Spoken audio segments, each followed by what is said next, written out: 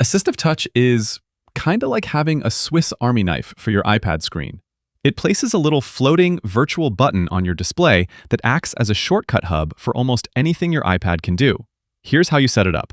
First, we'll go to Settings, and then from the left sidebar, we'll tap Accessibility. Then, from the Accessibility settings, we'll go to Touch, and within the Touch settings, you'll see Assistive Touch on the very top. First, we'll go ahead and toggle it on, and you'll see the button appear on your screen. It'll be floating over your apps, and you can move it around, although it does kind of snap to the sides of your display, so it would not get in the way of interacting with your apps. The way it works is simple. You'll tap the button, and a little menu opens with a variety of options. You can use it to go to the home screen, open your control center, and stuff like that.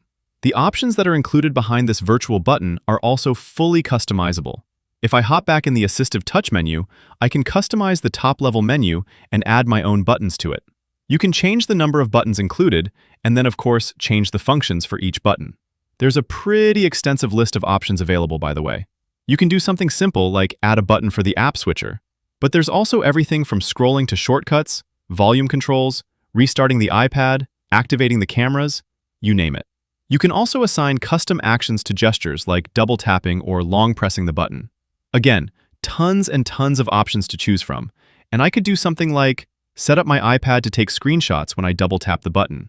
One thing where Assistive Touch really shines is when you're using your iPad with a pointer device like mouse.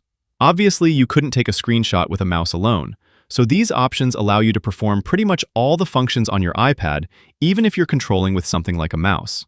Certain pinch and zoom gestures would also be impossible with a mouse, and you can do those with Assistive Touch as well. I guess that's why it's called Assistive Touch in the first place.